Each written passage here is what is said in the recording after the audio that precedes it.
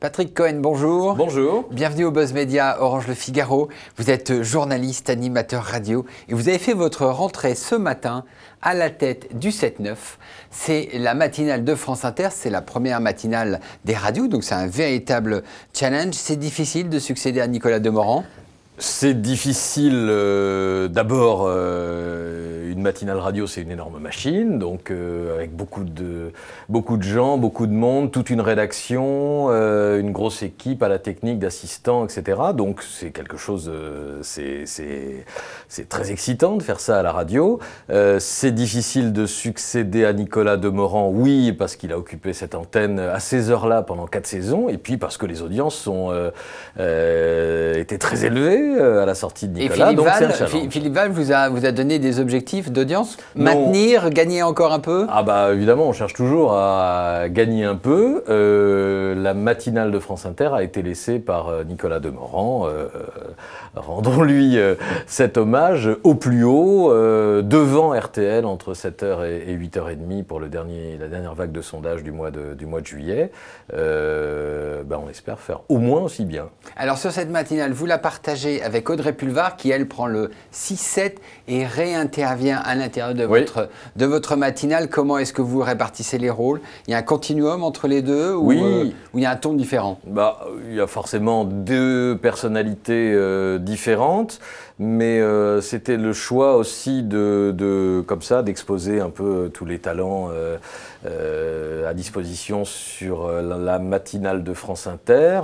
Moi, je fais la grande interview de 8h20. Je ne vais pas tout faire. Je m'occupe aussi des journaux, la rédaction en chef, etc. Audrey revient pour un duel, une controverse chaque matin à 7h50.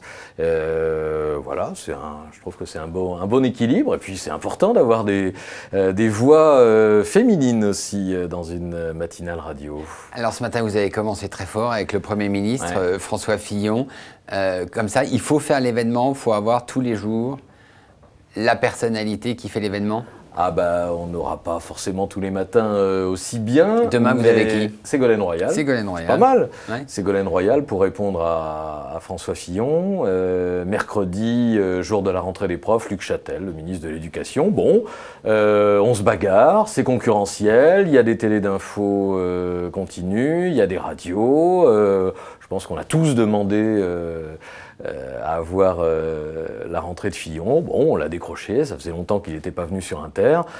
C'est bien, on se tape pas des poings sur la poitrine, mais on est content, oui.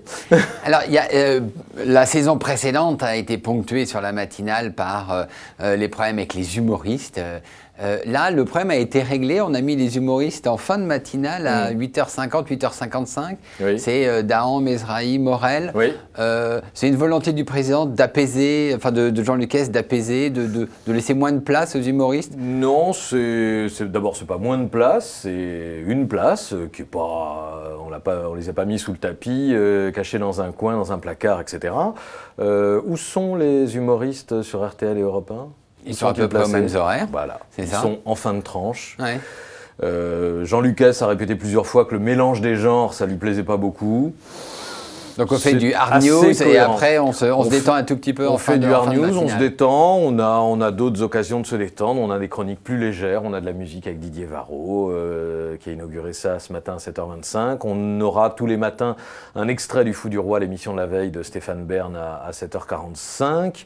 Et puis voilà, on voulait ouvrir de l'espace pour une controverse, ça se fait pas en 3 minutes, donc voilà, à 8h moins 10, on a mis ça avec Audrey, et puis on espère que les auditeurs trouveront leur compte dans la conclusion souriante de cette matinale juste avant Pascal Clark. Alors, vous connaissez France Inter parce que vous avez dirigé la matinale côté rédaction. Vous connaissez Europe, vous en venez, vous connaissez RTL.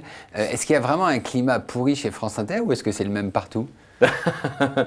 Non, c'est pas le même partout. Chaque maison a ses traditions, ses façons de fonctionner, etc. Donc ça, c'est intéressant. Moi, j'ai effectivement vu un peu tout le panorama. Non, climat pourri, franchement, non. Il y a comme dans toute collectivité humaine, des gens qui sont mécontents ou qui sont frustrés ou qui pensent qu'ils devraient être à une autre place, etc. Nous, on a une chance incroyable dans ce métier, c'est que tout se voit et s'entend. Alors évidemment pas forcément ce qui peut se dire dans la machine à café, mais ce pourquoi on travaille, c'est-à-dire l'antenne, la radio, chacun peut écouter, et chacun entend avec ses oreilles ce qui s'y passe et ce qui s'y dit, et chacun peut juger. Donc notre produit, il est immédiatement accessible à tous. Alors après, il plaît pas, il est mal fichu, c'est bien fait, etc. Mais au moins, chacun peut se faire un jugement.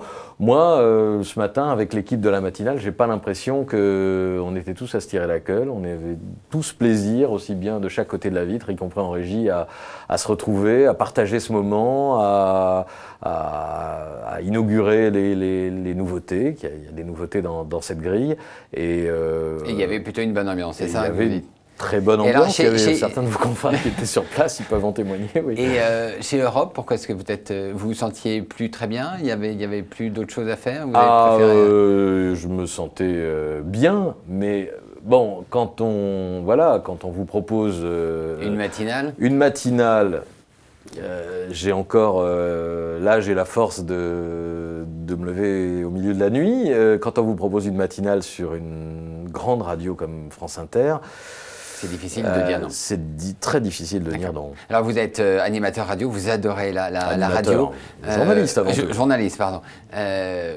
On ne vous voit pas beaucoup sur la télé. Vous avez aussi cette attractivité pour la télé. Vous voulez faire des émissions? Non. Non.